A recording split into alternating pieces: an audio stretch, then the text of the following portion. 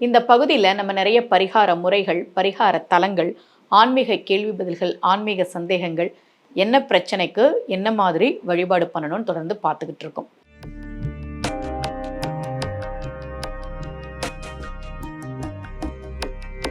ரகசிய உண்மைகள் சேனலை பார்த்து கொண்டிருக்கும் உங்கள் அனைவருக்கும் சுமதி ஸ்ரீயின் அன்பு வணக்கம். பொதுவாக இந்த உறவுகளுக்குள்ள மனக்கசப்பு வரும்ல, அதுவும் அன்னை கூட சண்டை, தம்பி கூட சண்டை, மாமனார் மாமியார் கூட சண்டை, இந்த மாதிரி பிரச்சனைகள் எல்லா குடும்பத்துலேயும் உண்டு. நான் எப்போவுமே சொல்கிறது, எந்த ஒரு உறவாக இருந்தாலும் உங்களுக்கு அந்த உறவின் மூலமாக நிம்மதி இல்லைன்னா, கூட பிறந்த அண்ணன் ஆனால் எந்நேரமும் சண்டை அப்படின்னா நம்ம விலகி இருக்கிறது தான் நல்லது. எல்லா உறவுலையும் சரி, அது காதலாக இருந்தாலும் சரி, எந்த உறவாக இருந்தாலும் சரி, அவங்க என்னை ரொம்ப காயப்படுத்துகிறாங்க, என்னை ரொம்ப நோகடிக்கிறாங்க அப்படின்னா நம்ம விலகி இருக்கிறது தான் நல்லது. அதை விட்டுட்டு திரும்ப திரும்ப போய் சமாதானம் பண்ணுறது, அல்லது அவங்க சமாதானம் பண்ணுனா நம்ம இப்போ அவங்க மனசு மாறிடுவாங்க, நல்லவங்களாயிடுவாங்கன்றதெல்லாம் இது சரியாக வருமானு தெரில. யாராக இருந்தாலும் மனிதனுக்கு மன நிம்மதி முக்கியம். ஆனால் சில உறவுகளில் அண்ணனும் வருத்தப்படுவார், தம்பியும் வருத்தப்படுவார். நீங்கள் பார்த்தீங்கன்னா அண்ணன் தம்பி சண்டை போட்டிருப்பாங்க, ஆனால் நம்ம தம்பிக்கிட்ட நம்ம கொஞ்சம் பேசியிருக்கலாம் அப்படின்னு அண்ணனும் நினைக்கணும், அண்ணன்கிட்ட நம்ம பேசலாம், நம்ம அண்ணன் தானே தம்பியும் நினைக்கணும். அப்போ தான் ஒரு உறவு நிலைச்சிருக்கும்.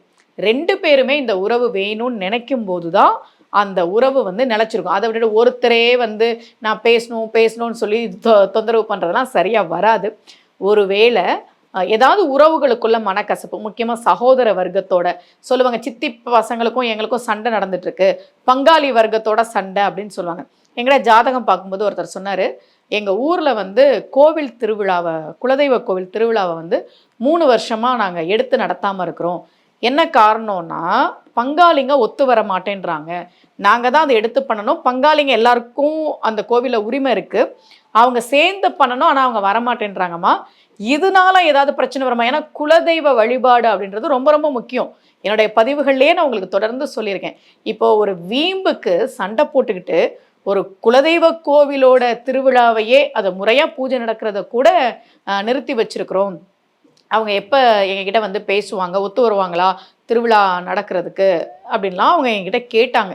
ஒருவேளை உங்களுக்கும் இந்த மாதிரி சகோதர வர்க்கம், முக்கியமாக சித்தப்பா பையன், பெரியப்பா பையன், அவங்க கூட ஏதாவது சண்டை, பங்காளியோட சண்டை, சொத்து சண்டை, இந்த மாதிரி ஏதாவது பிரச்சனைகள் இருந்ததுன்னா, அதுக்கு நான் நிறைய கோவில்கள் நம்ம ரகசிய உண்மைகள் சேனல்லையே சொல்லியிருக்கிறேன். சகோதர வர்க்கம், பங்காளி வர்க்கம், இவங்க கூட ஏதாவது பிரச்சனைனா 2 பேருக்கும் நம்ம சமாதானமாக போகலான்ற எண்ணம் இருந்ததுன்னா இந்தந்த கோவிலுக்கு போங்க அப்படின்றத நான் சொல்லியிருக்கேன். இன்றைக்கி நான் ஒரு பாசுரம் சொல்கிறேன். இது என்கிட்ட ஜாதகம் பார்த்தவங்களுக்கு நான் சொன்ன பாசுரம். கொஞ்சம் நீங்கள் சொல்லுங்கள் சார், தொடர்ந்து சொல்லிக்கிட்டே இருங்க, ஏதாவது மாற்றம் நிகழ்வதற்கு வாய்ப்பு இருக்குது அப்படின்னு நான் சொன்ன பாசுரம். நான் சொல்கிற இந்த பதிகம், பாசுரம் எல்லாமே நீங்கள் இணையத்தில் எடுக்க முடியும். இப்போ நான் உங்களுக்கு சொல்கிறேன், இதை நான் உங்களுக்கு டிஸ்கிரிப்ஷனில் கொடுக்குறேன், கமெண்ட்டில் கொடுக்குறேன்னு நான் சொல்லுவேன். அதை நான் கமெண்ட்டில் கொடுக்குறதுக்குள்ளே அல்லது டிஸ்கிரிப்ஷனில் கொடுக்குறதுக்குள்ளே நீங்கள் பார்க்குறீங்கன்னா அந்த பாட்டு இல்லையே அப்படின்னு நீங்கள் நினைக்க தேவையில்லை. முதல் 2 வரிகளை போட்டு நீங்கள் இணையத்தில் எடுத்துட முடியும். ரொம்ப அற்புதமான ஒரு பாசுரம்.